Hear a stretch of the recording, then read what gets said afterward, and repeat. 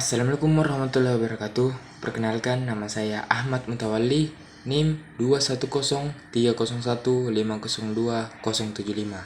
dari jurusan Pendidikan Jasmani Kesehatan dan Rekreasi, Fakultas Ilmu Keolahragaan, Universitas Negeri Makassar.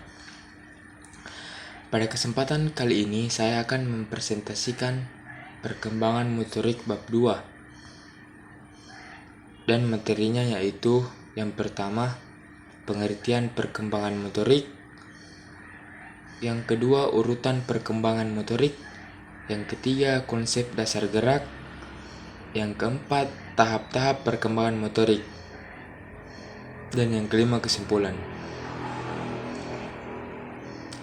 Materi yang pertama, pengertian perkembangan motorik.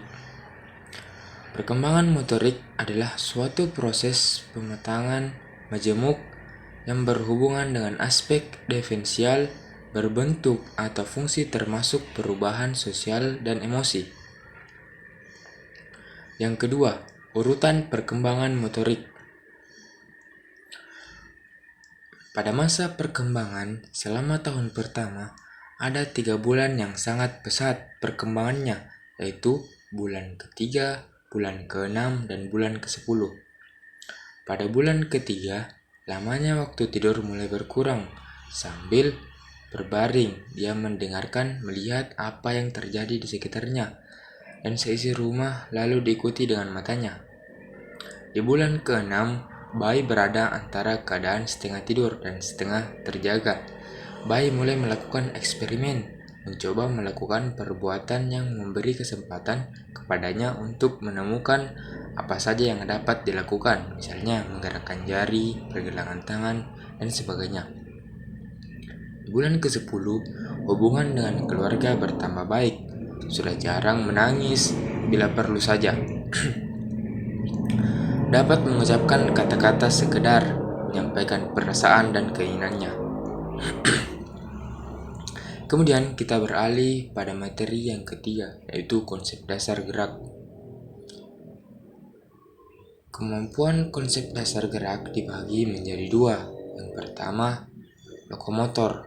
Kemampuan lokomotor digunakan untuk memindahkan tubuh dari suatu tempat ke tempat lain.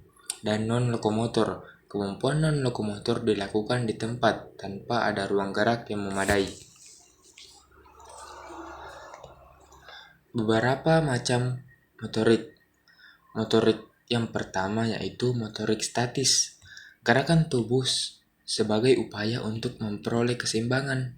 Motorik yang kedua yaitu motorik ketangkasan. Gerak untuk melaksanakan tindakan yang berwujud ketangkasan dan keterampilan. Gerak yang ketiga yaitu motorik penguasaan. Gerakan untuk mengendalikan otot-otot, roman muka, dan sebagainya. Materi yang keempat yaitu tahap-tahap perkembangan motorik. Tahapan perkembangan motorik ada yang dinamakan tingkatan refleksif.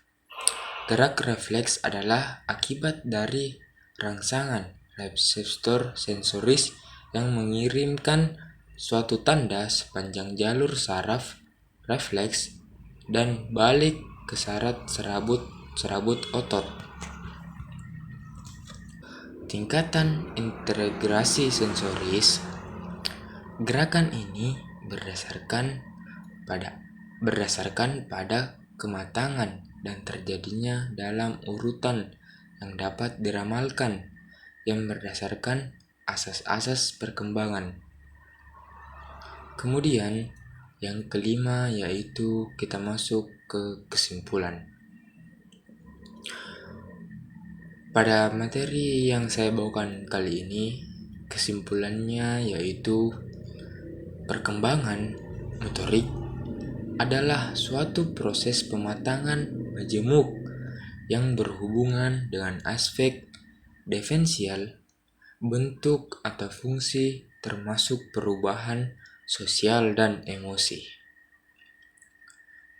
Itulah tadi materi yang dapat saya paparkan pada kesempatan kali ini. Lebih dan kurangnya mohon dimaafkan. Jika ada kesalahan kata mohon dimaafkan. Wabillahi taufiq wal hidayah. Assalamualaikum warahmatullahi wabarakatuh.